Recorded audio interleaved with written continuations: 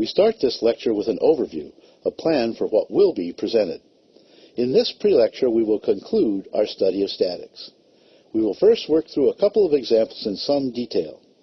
In particular, we will determine the maximum angle that a ladder can make with the wall before it starts to slip, and we will also determine the maximum acceleration a truck can have before a box in its bed tips over.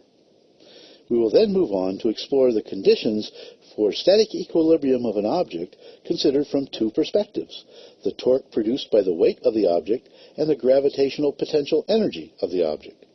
We will close with some remarks about viewing the stability of an object in terms of the position of its center of mass relative to its footprint. Last time we introduced a procedure for solving problems where the object under study is not moving. Since these kinds of problems deal with objects in static equilibrium, this field of study is often referred to as statics. The approach for solving all statics problems is more or less the same. Start by drawing a free body diagram of the object under study, and then use the fact that the total force on the object must be zero in any direction, and the total torque on the object about any axis must also be zero to obtain the equations needed to solve for the unknowns. We will now illustrate this procedure by solving a classic statics problem, that of a ladder of length L and mass m leaning against a wall as shown. We know the coefficient of static friction between the ladder and the ground, but there is no friction between the ladder and the wall. Our job is to determine the maximum angle that the ladder can make with the wall before it starts to slip and fall down. We start by drawing the free body diagram of the ladder. The weight of the ladder acts at its center of mass. At the point of contact between the ladder and the ground, there is both a normal force, which points upward, and a horizontal frictional force that points toward the wall. At the point of contact between the ladder and the wall, there is only a horizontal normal force exerted by the wall on the ladder, since we have assumed no friction between the ladder and the wall. Given this free body diagram, we will write down the net force and net torque equations and solve to determine the maximum angle that the ladder can make with the wall before it starts to slip. We will do this calculation on the next slide. We start by setting the sum of all forces acting on the ladder equal to zero. This procedure creates two equations. In the vertical direction, we see that the magnitude of the normal force exerted by the ground must be equal to the weight of the ladder. In the horizontal direction, we see that the magnitude of the force exerted by the wall on the ladder must be equal to the frictional force exerted by the ground on the ladder. Now, the ladder will just begin to slip when the frictional force has its maximum value. We now know the magnitudes of all the forces. To find the maximum angle that the ladder can make with the wall before it starts to slip, we need to choose a rotation axis and set the sum of all torques about that axis equal to zero. We will choose an axis perpendicular to the screen that passes through the point of contact between the ladder and the ground, so that our torque equation will have only two terms. The weight of the ladder generates a torque that points into the screen and has magnitude equal to the product of the weight and its lever arm.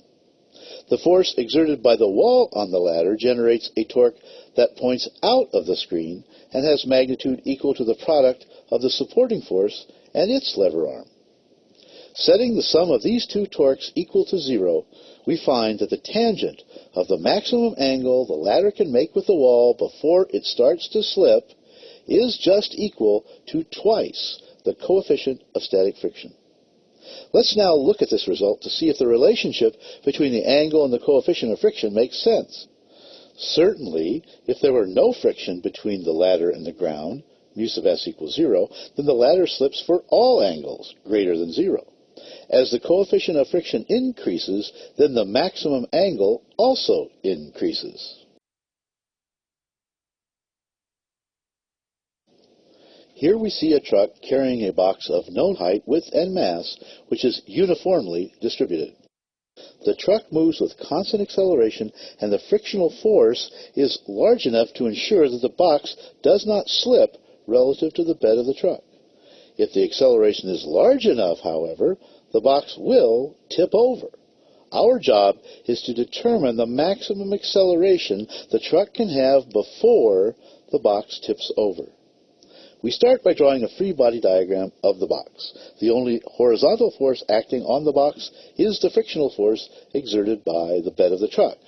Since the acceleration of the box is the same as that of the truck, the magnitude of this force must just be equal to the mass of the box times the acceleration of the truck.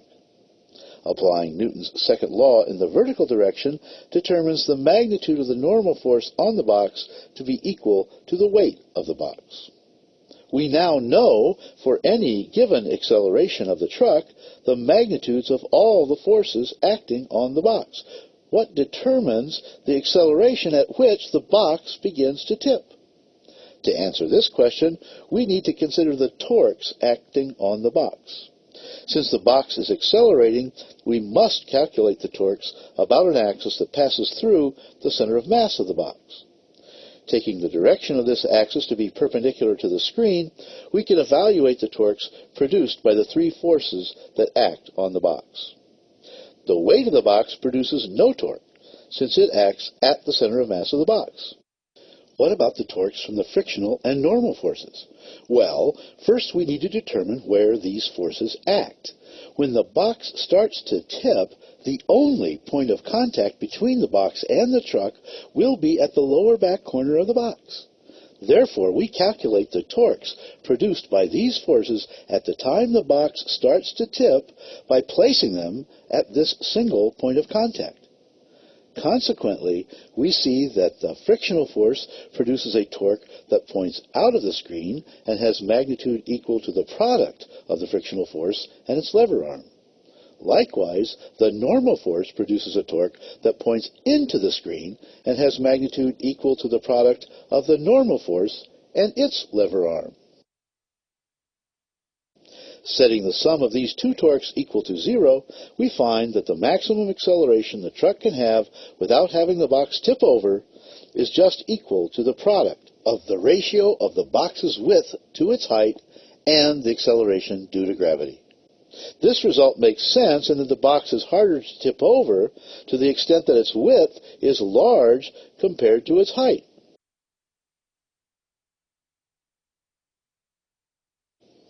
Last time we showed that the torque produced by the weight of an object around some rotation axis was proportional to the horizontal displacement of the center of mass of the object from the axis.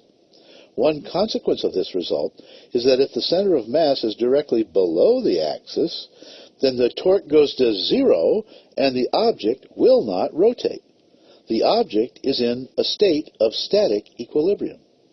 We will now show that this result can also be understood in terms of gravitational potential energy. Here we see an object attached to a supporting structure at a pivot point. The object is free to rotate about an axis perpendicular to the screen. What is the gravitational potential energy of this object? Well, we know the gravitational potential energy of any mass element of the object, dm, is just equal to the product of its weight and its vertical displacement above some arbitrary height we have chosen to be the 0 of potential energy. To find the gravitational potential energy of the object, we just have to sum up the contributions from all mass elements that make up the object. Here we see the integral required to make this sum, and we see that it is in fact proportional to the same integral that defines the position of the center of mass. In particular, we see that the gravitational potential energy of the object is just equal to the product of the weight of the object and the vertical displacement of the center of mass from the height chosen to be the 0 of potential energy. We have previously shown that an object tends to move in such a way that its potential energy is minimized. In this case, the potential energy is minimized when the center of mass of the object is as low as possible. Here the center of mass is at its lowest point when the object hangs directly below the pivot. Thus we have shown that the position of equilibrium of a suspended object can be obtained either by considering the torque generated by its weight or by minimizing the gravitational potential energy. We will close this pre-lecture with a brief discussion of the stability of objects.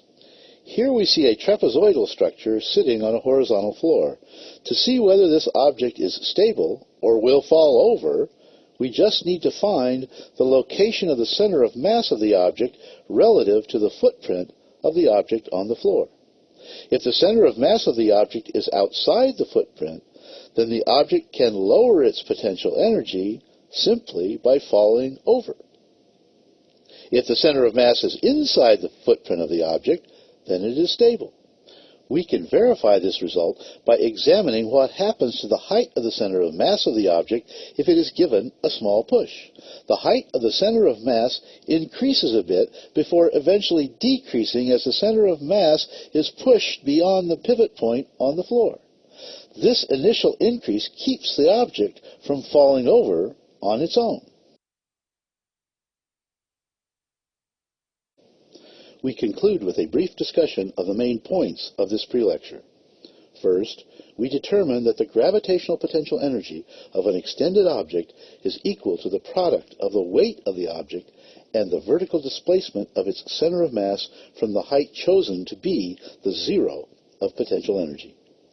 Second, we demonstrated that two equivalent conditions for the static equilibrium of a suspended object are 1, that the torque about the suspension axis is 0, or 2, that the gravitational potential energy of the object is minimized. Third, we determined that the condition for the stability of an extended object placed on a surface is that its center of mass must be located inside its footprint on that surface.